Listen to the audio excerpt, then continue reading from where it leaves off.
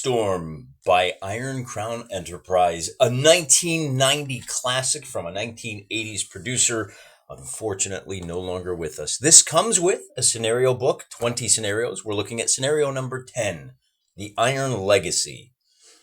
It pits 8 archers with an archer leader against 4 sea trolls. Here is the terrain, lightly wooded hills. The Sea Troll's Cave is here. And I could read you the backstory, but it's all kind of dialed into the Shadowlands, or there's like jewel wells, and the trolls have a spontaneous jewel well that the guys are trying to get. So we're going to have a little bit of an oddball deployment today. We'll get to that in a second. I could read this to you. Compelled by the Iron Wind, a faction of unlife from faraway Moor Frostiseer, adventurous but bewildered Sirkakar warriors of the Kasser clan pass through a temporary essence portal into the... All right, so portal's open, guys get transported, and now we've got this situation. Nothing must prevent us from gaining the gem slime, cries Kai Duman, which has a little dash in it for some reason. The Sirkakar are among the so-called invaders who are not native to the continent of Phelan. Oh, those are my kind of people. Victory conditions. The Sirkakar player must eliminate all the sea trolls from the battlefield. Otherwise, the sea troll player lives. We have stormy weather, which lets the sea trolls run around as though it was daylight. We have a chance of a Bladestorm. At the end of every turn, if we remember, we roll 3d6. On an 18, we'll see our first of the Bladestorms, which could throw a wrench into our work. So the playing surface is 32 inches by 22 inches. Hey, that's pretty good. That's almost exactly the table I've got. What a coinkydink, almost as though I planned it that way. As I said, the warriors set up first within 12 inches of the lair opening, and they get the first turn. And the sea trolls set up last within 8 inches of the lair opening, and they move first. Oh, interesting. So they're going to start out kind of like all jumbled up and mixed together, depending on how the Sirkakar warriors want to play the game. One thing I'll point out that I don't think I've done right is if you're uphill from an enemy, your defense goes up by 2. And is there anything else? Power hues. This is related to magic, which we haven't even begun to touch on yet. Kaiduman is a pretty good leader. He's got an influence range of 5 inches. Any of these mooks, and they got names, Kairai, Laitai, Naireb, okay, whatever. If you're within 5 inches of this bad boy, you get a +1 on your morale, you get a +2 to your melee rolls, and a +2 to your defense modifier. So do we keep them all bunched up, or do we spread them out? Because remember, these guys all have composite bows, which will allow them to attack at a distance, which may be important because these trolls, take a look down here, they're rolling 4d6 on the attack versus 3d6 +2. That's pretty good. They can throw rocks up to 3 inches, and they got a lot of endurance. You're going to have to do 40 hit points to knock one of these guys down. Need to figure out how to track these wounds. It's going to be a little awkward today because you have to track them each individually, and I don't have numbers painted 1 through 8 on my archers. Let's take a look at them real quick. Bladestorm has a lot of different options for terrain effects. Total of 8 different terrain types. Of course, anything that doesn't have terrain is going to be clear. The trees are locked in place. They block line of sight, which will be important for the archers. And then we have brush, light woods, medium woods, heavy woods, streams, impassable, and upslope. Of these, everything that you see here on the table, all of these templates, these are brush. The bushes will move out of the way. The little bits and pieces of rocks and logs, they don't really make much difference in the game. What does make a difference is that this terrain piece functions the same as this terrain piece. And what it does for your crew, both the humans and the ogres alike. The brush does not slow movement. It does give you a +2 for hiding from thrown weapons or arrows, and it does give you a +1 to morale. The really interesting one is upslope. It slows you by 3/4 when you're walking uphill. If you're uphill, you have a +2 to your melee modifier, you have a +1 to your missile defense, and you have a +2 to your morale. Also, you have, it's melee defense and missile defense, +2, +1. So that's why you want to be uphill. I am going to rule that these cliff sides here count as slopes, and essentially what we need to cover here, just for the sake of clarity, is that every hill has a crown, and you can't see over half of the hill. If I'm on this side of the hill, I can't see over there. If I'm on that side of the hill, it's over, over there. I think you get the idea. This is the cave mouth, by the way. And I was really intrigued once I started thinking about how this game plays out. How do you deploy? Do you put all your guys here in the center and make a last stand with your archers and then let the ogres kind of surround you? I opted to go, because you've got 8 inches for the ogres and 12 for my boys, I opted to leave my boys outside of that 8-inch range for the most part. I could put a little couple of pieces of bait here. Maybe we can sacrifice a couple of 3 of these guys to really weaken these ogres while we take these out. At least that's the plan here. And remember, my humans have the first turn. I feel like I'm missing one more thing, though, before we get here. I'm not going to do any of the rank and flank or the mass combat. That didn't work so well. We do have one archer way over there. You see him standing up there on that cliff. He's going to have to run down the hill and get back into play. And then again, I deployed these guys as best I could. It looks like this ogre does have a clear line of sight, so he's going to eat at least 1 arrow before he rushes over and conks that guy on the head. At least if he's dumb enough to stick around. He may decide he wants to try to run up the hill. But again, remember, your movement in this game for both sides, not the fastest. I'm not going to use any of the maneuvers. I'm just going to go ahead and use the base of 6-inch move for everybody. Yeah, that's where we're at. So we ready to get started? In Bladestorm, you can either move or you can shoot. I pre-measured to find out where this guy's 6 inches of movement takes him. Remember, he's running downhill to get around the cliff. That leaves me with 7 more regular archers to go. And I forgot to point out, the ogres, I know it says sea trolls, they're ogres. They're ogre figures, we're going to call them ogres. They started in the brush because the brush gives you that big +2 for your defense. The archers, I should point out, have a range of 15 inches. That's the range band. Beyond 15 inches, you're at -2. Not going to be an issue. The ogres all have a defense of 9. When they're in the brush, it becomes an 11. The archers are firing with a D6 plus a D10 -1. In other words, I need to roll a 12. Wait a minute, is that right? I might need to roll a 13 on these dice because their defense is 11 and my guys are at -1. So I need to roll a 13 in order to hit. That's kind of a tall order, but if I get a 1 on this death die, then I will automatically do a hit. Unfortunately, these composite bows do low ×2 + 1, meaning when I roll a 1 here, that becomes 3 points of damage, and the ogres all have 2 points of damage reduction. So unless I roll a 13, even if I roll a 1 here, I'm only doing 1 point of damage to these ogres. So I got 4 chances. I get a 4 and a 3. That's no good. 1, 2, and 3. And those are all 3 misses. So these 3 archers, bing, bang, boom, targeted this guy and did nothing. I've got 4 archers down here. Now, things are a little different down here. Because, oh no, wait, they're not. So our leader, remember, does give them a bonus to their melee and their morale and what else? He doesn't give them a bonus to their missile fire, though. So same thing. I've got 4 attacks. So we're going to target all 4 attacks on this guy because we know he's going for our leader. So 1, 2, we get 1 hit, 3, and 4. So we get a single hit that does a single point of damage to the guy with the black sword, and that is he wearing striped pants? He's not. He's the guy with the girded loins. So we're gonna call him Tack. Takes his first point of damage, and then I have to decide what to do with my leader. I think I'm gonna go ahead and fire with him. He's got a bow too. We can attack next turn. Again, it's gonna be D6 plus a D10, except he's at +1 altogether. So we'll just roll them and find out what happens. I rolled an 11. I needed to roll an 12 because it's 9 + 2 for this. So that's going to be a miss. And now it is the ogre's turn and things get stompy. I'm going to send this ogre moving over here. And he is within 6 inches. So we got a fight on our hands here. A melee, I should say. I got to fight to keep my guys upright. All right, we're going to put him right there. He's touching it. He's inside. This guy obviously is going to leap over the brush and hit this guy with his sword. And then, like I said, we really want to take out the leader. And we'll just go ahead and hit this guy as well. So we have ourselves some melee. Let's start over here and work our way from right to left. The brutes are going to be attacking soldiers who have a defense of 11. Wow, that's pretty good. Damage reduction of 2. Not only that, but because they are in the brush, they have, no missile defense bonus there.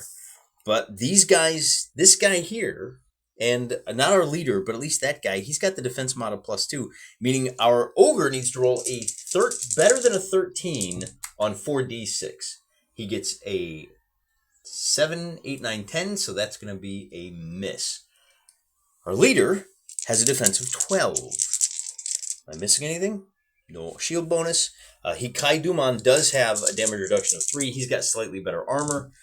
Rolling to see if we hit, we get an 11. So again, this battle might take a little longer than I anticipated. Now over here, we have our defense of 11 for the human. And he doesn't get the benefit of the leader or anything else. So this is just looking for a straight 12 or better. Great rolling here, trolls. We're going to be here for a while, or ogres, I should say. And then likewise over here, looking for just anything. 11? No. 4 swings, 4 misses. That's going to be the end of the turn. And we've already settled down into our melees. However, I should point out that the humans get to counterattack. So over here, this human, again, will go from right to left. He's going to be rolling 3d6 plus 2. And he's got the leader bonus on his melee of +2. So he's at 3d6 plus 4, looking to beat a defense of 9. 3d6 plus 4, he gets it with a big 16. And because he's wielding his sword, he will be doing high damage. That is 6 points of damage. Oh, I forgot to roll the death die.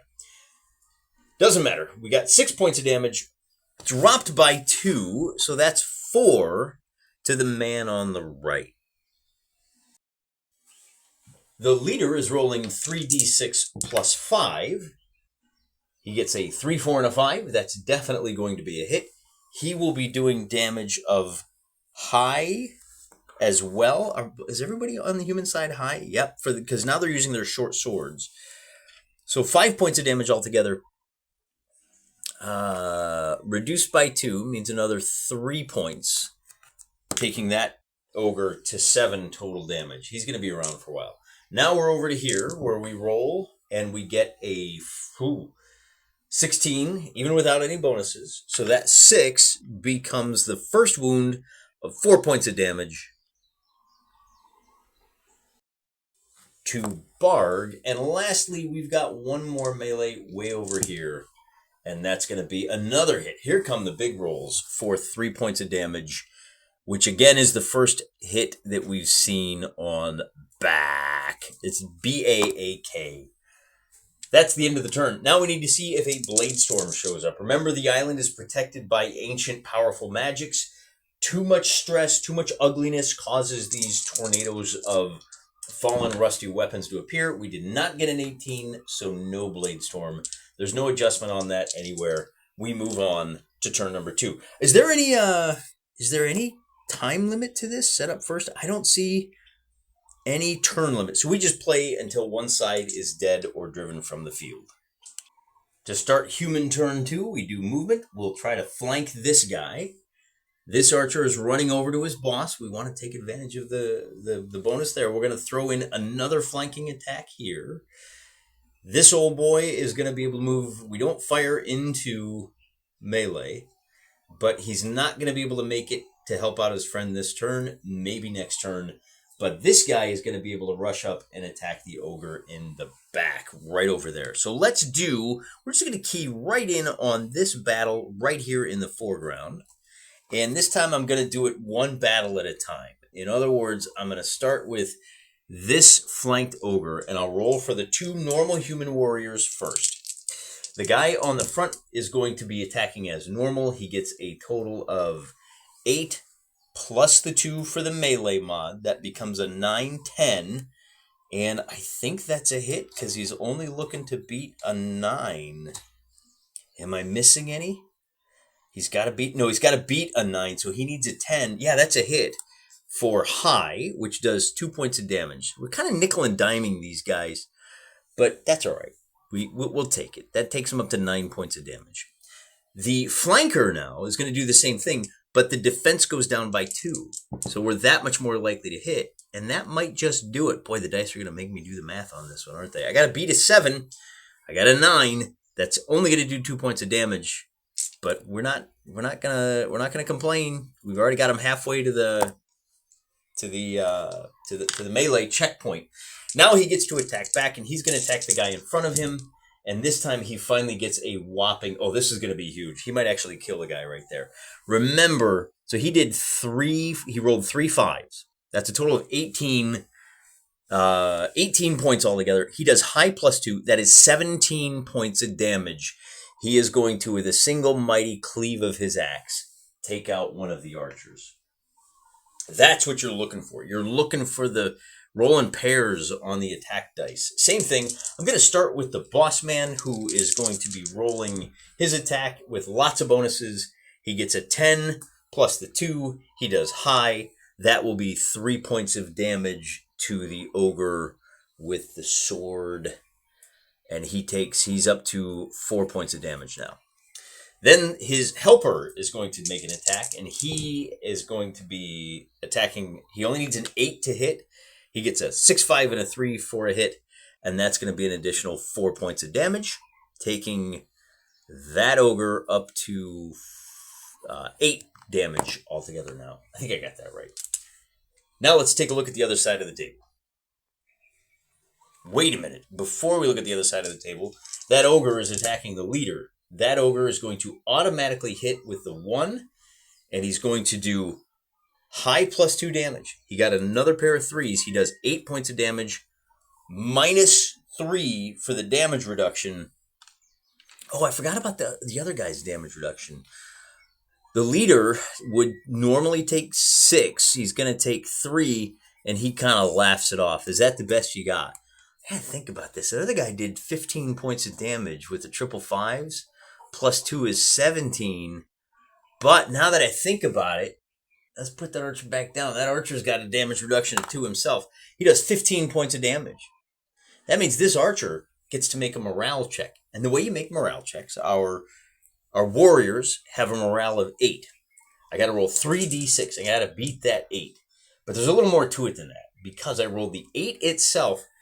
However, because he is standing in the brush, he gets a little bit of a bonus. He gets a +1 to his morale, so that becomes a 9, and then he gets a bonus because the leader is nearby of 2, so he succeeds, and he is down to, so this is where the red die comes in. He is 12. He took 15 points of damage. He's got 1 left, which means he gets to stick around and fight another day. Okay, now we're done with this side. I'm going to go look at the other 2. We're going mano a mano here with the human getting the first attack. He gets the auto hit. High damage means he will do 3 points to the fellow with the sword and the striped pants. That takes him up to a total of 7. But now the ogre gets to counterattack with 4d6. And he's going to score a 19 altogether on that attack. With the high score of 6, he's only going to do 4 points of damage. So the 4 points of damage means we're going to drop down a blue die right behind this guy. And then we have one more fight over here where 2 humans are going to attack the ogre. The guy in front is going to land a blow with a total of 12. It does high, so that's 4 points of damage. And then the guy in the back is at an additional +2, which might make all the difference in the world. This is a 9, 10, 11. He's going to do 2 more points of damage for 6 points to the man with the big black axe. That takes him up to 14 damage. If he takes 6 more, he will have to make a morale check. But he gets both of these ogres now. Did he make his attack? Yeah, he did. It's this ogre. He gets to make his counterattack, and that is a heck of a whammy right there. He's going to hit. He gets a pair of 6s for 12 points of damage. That will do a total of 10. So we're not even going to bother with the blue die. We're going to drop down to there. Not only that, but the guy he whacks is going to have to make a morale check. At +1, he rolls a 15, so he is fine. See, there's my 15 with the additional +1 because he is still in the woods. And that's going to be the end of the human turn. So let's just go back through and we got to do those fights again. But this time the ogre gets to attack first. He's going to land a blow here. He does high damage. Boy, he's doing really well with the doubles. He does 6 more points of damage. That will knock this archer off the table. But the archer does get to make a counterattack as his dying wish. With his last breath, he spits at, from the pits of hell with my blast breath, whatever. He gets a total of 10 on the hit. That will do 2 points of damage. And his friend still gets the backbiting bonus, so he's going to do another 3. So we do, I think there was a total of 5 points of damage. So 1, to the guy with the black axe. So he's only up to 8 points of damage. I might be off by 1 or 2. Oh, and of course, well, I guess that will happen on the next turn. I'm going to go ahead and spin this over just so I don't forget. Now, the ogre is in the woods, and this guy is not. So this guy might decide that it's time to get away. We got to get away. Because this is the ogre turn, half of the turn, I should say, the ogre is attacking first in this one-on-one, and he gets 4 threes. That's 12 points of damage. That does 10 more points of damage to this guy, taking him up to 14, which means we need to drop another red die down, and it forces a morale check. The archer is standing in the woods, or in the brush, so he gets a +1 on this, and he's going to score a 12, which beats his morale of 8, so he will stick around. We turn our attention to the other side of the table, where this ogre is attacking our dear leader. He gets another pair at the top with the 13. 10 more points of damage, even minus the damage reduction. That's going to do 7, taking the boss man up to 10 points of damage. 4 more, and he forces a morale check. But now the ogre has to eat a pair of attacks of his own. First for the frontal attack, which will do high. That was a 3, 4, 5, which is high enough to hit. That is going to do high damage. So with the high damage being a 5, we're going to do 3 points. And then the guy attacking on the flank is at a bonus to hit. He is going to do an additional 4 points of damage. So 3 plus 4 is 7. And that ogre is going to be forced to make a morale check. He only has a morale of 7. So we roll. He's at +1 because he's in the woods. And he gets a total of 11 on that roll. So his friend and compatriot is going to attack one of the regular archers, and with a high die of 6, he will do a total of 4 points. No, they do high +2. So that's going to do 6 points of damage to the archer in front, who only had 1 hit point left. So he is finally going to fall by the wayside. So 2 archers down, 6 to go. And that means that we have 2 attacks that he has to weather. Again, combat is simultaneous. He's going to take a hit for 6 points of damage. And he's going to that might actually be a miss. The Sea Trolls have a defense of 9 with a 6, 7, 8. +2 for the leader. That's a 10. That's actually a hit for another 4 points of damage. So he takes another pair of hits. And he's 2 away from having to make a morale check. But we do have to see if a Bladestorm approaches. It does not. I forgot to move this guy over here. He was running over to help his boss man. So we're going to bring him 6 inches closer like that. And then did I? He ran here on turn 1. No, I didn't. All right, so here on turn 2. So he's still a ways away. Look at me. I'm pretty good. There he is, running up. I'm coming to help there, Beanie Boy. We're done. That's the end of turn number 2. Moving on to turn number 3. And here the game devolves into what may be its ultimate test. As we start turn 3, we ask ourselves, now that we're locked in melee, is that it? Is it just a whole series of roll-offs? Where's the fun in that? Well, I don't know. Let's find out if that's what's really going to happen. This archer over here is the only one. Well, actually, there's 2. So this archer is going to run up to flank. And this archer has to go help his buddy. He's only going to be able to make it to right here. Maybe he circles over to there, but that's it for movement. And again, without a whole lot going on, I think this is where the morale rules really come to the fore to save us from that fate. If we have people failing morale rules, most games, that's kind of where things will start to fall into place and keep a little bit of motion on the table. We don't really have that. We do have a combat here. We'll start with that. Our hero is going to roll an 8, 10, plus 2 because the leader's still alive. And now we get a doubles for our humans. 8 with a pair of 4s becomes 6 points of damage.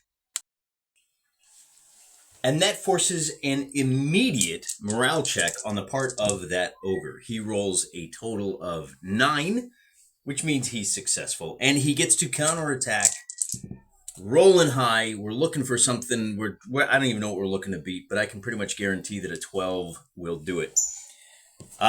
Can I guarantee that? We've got a defense of 11, and we have a bonus defense of 2 for the leadership, so we actually need a 13. I think that might be a miss. Yeah, 12 is a miss. We'll take it. These heroes of Syrkakar? I don't even know. It's kind of weird. Syrkakar. Syrkakar are sticking around longer than I thought. We're going to do our leader first. 3d6 with the big 18. That's going to be huge. He does a total of high damage. We got trip 6s. And now that ogre is in for it. He has just the sword. He just passed his morale check last turn. This may be the end of it. He's going to take 16 points of damage. He's only got... he just has it. He has 18 points left. So he's got 2 hit points left. Can the flank attack do him in? Will that make a difference with a 1 and a 6? So the death die hits. We do 4 points of damage, and he is going to go down. We've taken out the first of the sea trolls, but he does get to attack the leader back. Same rule applies, and he's going to get a total of 14 on his 2 hit. He only needs to get a 12. He's doing the high damage. No doubles this time. Plus 2. Minus 3. He's going to do 5 more points of damage on the leader, and that will force our leader into a morale check. He's got a morale of 7. That shouldn't be a problem, but it will be the minute I say it shouldn't. We just need a 7. We get an 11. 7 come 11, baby. We are fine. Let's go take a look at these 2 fights over there. Over here, our ogre opts to attack this way, trying to do more damage to that guy. Is that the way to go? Maybe we should go ahead and keep him facing that way. We're going to try to eliminate this attacker first. That attacker will, of course, swing, and with a result of a 9, he's going to miss. Got to get a 10 to hit this ogre. His compatriot will get the 10 that he needs. That will do 4 more points of damage to Sword in the Black Stripes. Is going to be... he's doing really well. That guy's only taking 11 points of damage. That ogre, I should say. But now the ogre gets to counterattack, and if he hits... he needs to do better. He's got an extra die in there. Sorry. He rolls 4d6 to hit. So with a 9, 10, 13, that is absolutely a hit. He will do 3 points of damage. It's this minus 2, and that will take this guy off the table. 3 archers down. Not looking great. I'm just going to turn him because on his turn that he's going to do that anyway. So then we have one last one-on-one combat over here. Trying to hold him off long enough. We get a total score of a 9. That will be a miss. See, one-on-one, you're just not going to do well against these guys. The ogre rolls way more than the 13. He does high plus 2, minus 2. That does 6 points of damage. And we drop down the first 6 points right there. That's the end of the human's turn. Now the ogres get to go, so they get first attack. We're going to repeat the process. We get a 5 plus 2 minus 2. Takes this old boy up to 11 points of damage. And that does force... See if we can get a failed morale check out of this, huh? They have pretty high morale, which is not great. You need to roll higher than an 8. He passes with a 9. And he gets to counterattack against the troll. That was a 5. He will hit with a 13. He will do 4 points of damage.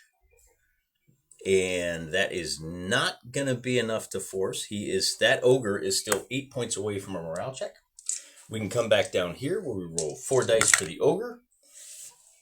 Oh, that's ugly. There's another triple sixes. That's going to be 18 points of damage. -2 is 16, which is all this guy's got. And he's going to go squish now. If we slide our camera back over to here. Oh, the light's terrible. Let's see if we can shed a little. There we go. Get a little more light on there. Then we have one ogre facing one guy. Let's see if he can repeat the process. Looking for the triple sixes.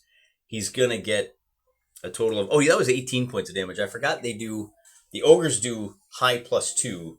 -2 means you just take the highest die. So when you get a hit like this with a 5, he's simply going to do 5 points of damage to that human. And, of course, that human does have the counterattack. That's his first damage. He's going to roll he rolls a 9, +2 is 11. That will be a hit for 2 more points of damage. And that ogre is going to be down to, let's see if I can remember who that is. That is the Axe and the Stripes. So he is down to just 14 hit points left. This one's going to come down to the wire, folks. Make sure you stick around for the end. The ogre... Oh, that was whose turn was that? That was the ogre's turn. So now we check for the Bladestorm. We did not get a triple 8 sixes. We've got quite a few of those in this one. So that puts us at a... Oh, I got to stand this tree back up. That puts us going into turn number 4.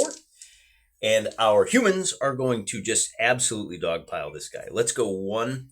I think oh boy, we really need to take him out. So we're just going to go... all on all. This is basically all our guys we have left. And we'll just start. So the ogre can face whoever he wants. He's going to want to attack the leader.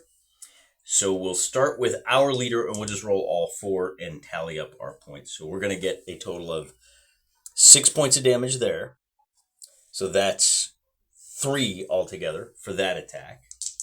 And then on this one, we're going to get another, double 6s for the hit. Is going to be 9, so that's 12 points of damage. And I think, what did we say? He has 14 left. So we still have 2 more attacks to go. And these attacks are at +2 because of the leader. So we get an 8, 9, 10. That's a hit for 2 points of damage. And that's going to be the end. We'll give the last guy one more shot. And that's really going to do him in. But he does get to make a counterattack against the human leader. Ty Duman is going to have to eat 5, 7, 4 more points of damage. And we might not want to get him into hand-to-hand combat anymore because he is down to just 9 hit points. Over on the other side of the table, we slide over. This is the only other guy that has an attack left on the human turn. I keep knocking my cave mouth over. He will auto-hit and do 4 points of damage against Mr. Blackaxe, taking him to within 4 of a morale check. We still need to do like another 50 points worth of damage over here. That's not great. The ogre will counterattack against a guy who's only got like 5 hit points left. So any kind of a hit whatsoever. 6. Oh, he survived. I'm really impressed. We got 6 points of damage will kill him. I forgot. So it's 6 + 2, -2 for damage reduction. This guy goes down. And that is a little unfortunate because now these 2 ogres can rush over to avenge their fallen foes. And we'll bring them here. And then this guy's going to move into the brush as well, hoping for the bonus defense against shooting. But they're not going to get attacks in on their turn. So here they are rushing over to these 4. And these 4 are going to get to brace for impact on their turn, which doesn't happen until we roll to see if we get the 18. We do not. Stand up. Man, who used these bases? Little tiny. So we can move on to the next turn. The humans get to opt for whatever they want to do. And now we got ourselves a little motion. I'm going to bring my leader in. We're 6 inches away. We're going to bring these 3 over here, and then we'll bring this guy 6 inches up to there, and he's going to take 1 bow shot. Oh, no, he can't. He either has to shoot or move. Oh, boy. I guess we're going to bring him over here and get ready for the shot. We'll keep him within like 6 inches on this next round.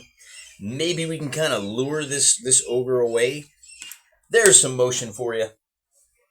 And that means we're going to get 3 attacks on that ogre. Starting with our leader, he is at +2. He is going to go score a total of 3 points of damage against the ogre. Then the guy flanking is at +2 to his attack, not his damage. He will do another 3. There's 6 altogether. And then that last attack is going to be an auto hit for 2 points. So that's a total of 8 against that ogre. And that means, oh, he's the guy that's all good to go. We needed 1 more point. 1 more point, and he's got a morale check. He's going to attack the leader. He's going to get a total of 12, which might not be enough. The leader's got a defense of 12. He misses. The leader laughs in his face. Ha, ha, ha, ha. And that's the end of the human turn. That means the ogres get to go. And so this ogre is going to rush over and draw aggro. We'll peel him off. And we get 2 attacks. 1 here, which will be a 7-13. That's going to be a hit for 5 points of damage. Oh, which guy is that? This is the guy that was hurt. That's the guy we pulled over. So this other human now takes 5 points of damage. Well, we're going to have a lot of dice in here. And I'm going to roll the other ogre first, attacking our leader, seeing if we can polish him off now. We get a 17. We're going to do 6 points of damage +2. That's 8. -3. He does 5 points of damage to the boss man. He is now down to just 4 hit points before he disappears. But he does get to counterattack. So we roll for the counterattack.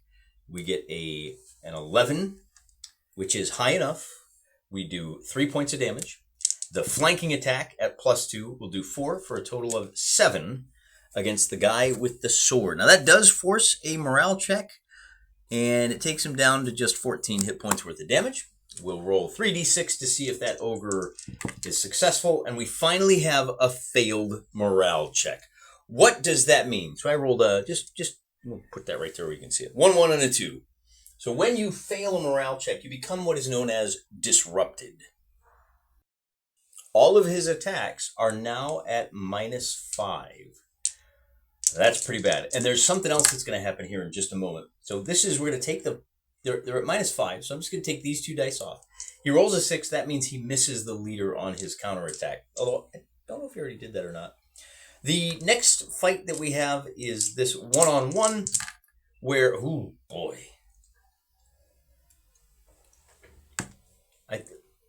I've completely lost track. All these fallen guys. The ogres have moved into play. So this ogre attacks first and does 6 points of damage against this human. That's what it is. Taking him up to 11 points of damage. So 6 for the blue, 5 for the red. Then that human has to make a morale check. And he is at +2 on his dice. He gets a 12, so he's fine. And now it's the ogre's... Now the human gets to counterattack. And with triple ones, he's going to do a whopping no points of damage. Oh no, he does do 1 point of damage. How about that? So with the triple ones, he does 3 points, -2 for the damage reduction, and that takes that ogre down to just 3 away. All right, that was the ogre's part of the turn. So we have to check for Bladestorms. Nothing doing. The humans begin their half of the turn, and they get 2 attacks on this guy who is disrupted.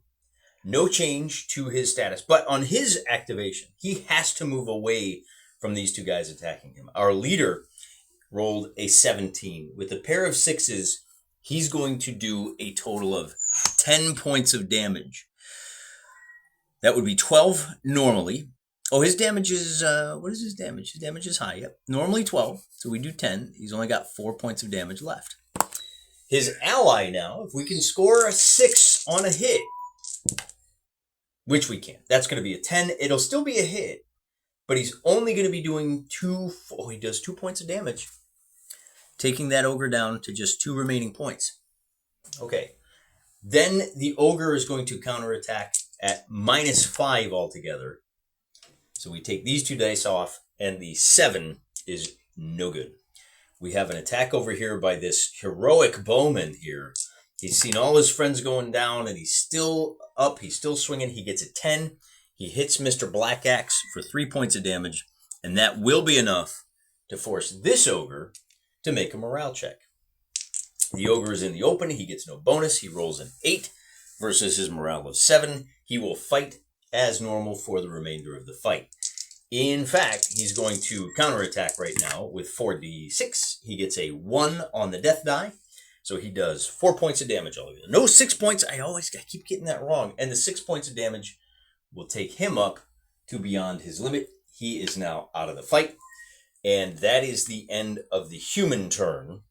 So now our ogres go, and I can do this in any order I want. This ogre is going to run down here to take out this guy. This ogre has to back off at least 1 inch, and that's all he can do for this turn. So he's not going to get his jabs in. We can do this fight down here, and that's going to be 4 dice for the ogre. He rolls 8, 9, 10, 11. That's a hit. That's going to do 8 plus 2 minus 2, 8 points of damage. We'll take this guy up. He's at 5. It takes him to 13 points of damage. And I think this human has to make his morale check. Is that human within 5 inches of his leader? He is just within 5, so he gets a +2 to his roll. I don't know whether he needed it. That's a 12 versus his morale of 8, so he's okay one way or the other. Then the human is going to counterattack now, and because he was successful, he gets a 6, 3, and a 1 for a 10. He's going to fail his counterattack. That's the end of the turn. And I don't know if you can hear it or not, my neighbor decided it's a good time to mow his lawn. So I roll for my Bladestorm check. I get a 6, and we'll pause for a moment until things are just a little quieter. We'll pick things up with the humans. But first, Barg gets to make a rally check at the end of his movement phase. His morale is 7. On a 1 through 6, he leaves the table. If I can get a 12 or better, the disrupted is removed. So I got a 10, so he's still disrupted, and I guess he could move away as far as he wants. We could pull him like over here for his like flight.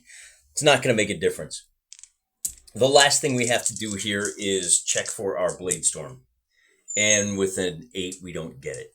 So then play turns over to the humans, who are going to...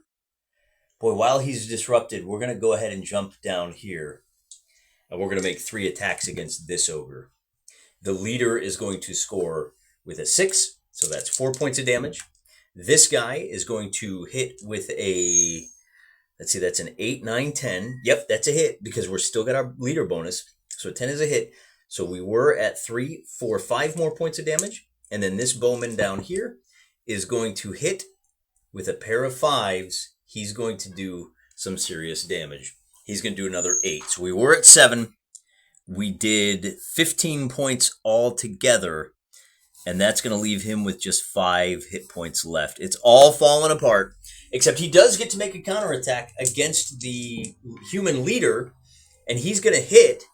Oh, he got a 12? Does he hit? He needs to get a 13. He misses. Oh, he really needed to do this 10 damage. That would have eliminated the human leader. And that might have changed things. Because when your leader dies, everybody has to make a morale check. As it is, we're done. Ogres get to go. This ogre is going to move 6 inches further away, make his rally check. He gets an 11. He's still not great. And then this ogre is going to attack the human leader. He's going to get a total of 8, which is a miss. And now he has to eat 3 more attacks. 1 from the human leader, which will do 4 points of damage. He has to eat another one. That's a 12 for 6 points of damage. That's 10 altogether. And 1 more attack. Boy, these humans are just carving them up today, aren't they? 13, another 4 points of damage. That's going to be the end of him. And I think that's probably the end of the fight. We have 3 humans that have to chase him down, and they're either going to run him off the table, like again on the. Well, first of all, do we have a Bladestorm? We get an 11, so we do not. So now this guy is gone, and now it becomes just a foot race with this guy running around the table with them pursuing him. So you could have a lot of fun with this little game. Maybe I should just play this out. I feel like we've been going a long time. Probably going to be a longer episode, and I think that may be a good illustration of how this game runs and how it lasts and how it persists long enough. Like there's a lot of meat to this game. I was concerned it was going to become a simple like Moldve basic expert roll off. So he's gone. He's only got 2 hit points left. He's going up against. Yeah, I mean, this guy's going to hang back. They could probably, on their turn, we can probably just take 3 shots with our bow and arrow. If he's within 15 inches, yeah, let's do that. Let's see what happens here. D6, D10.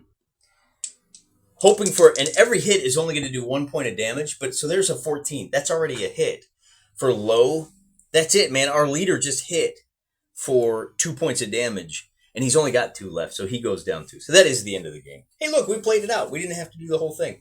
If we had, decided that he was going to run over here, we could chase him down. But you get the idea. What's the point?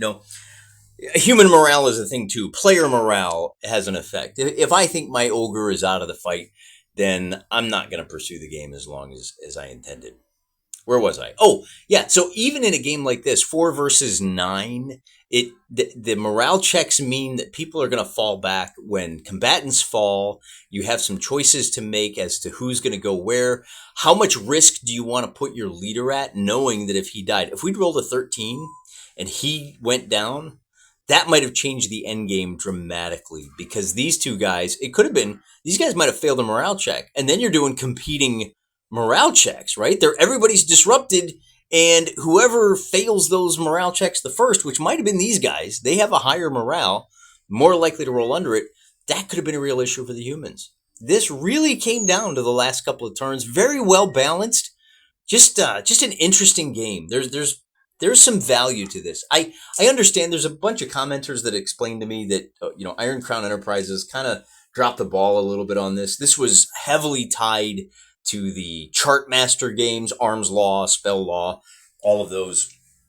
Never really caught on, but at least those role-playing games had their die-hard fans that were able to kind of preserve the light, whereas with the miniature wargaming, just didn't see the same success. And I do think this game is worth a second look. There's some good stuff going on here. Hope you guys enjoyed this episode. Till next time, I'm praying for you.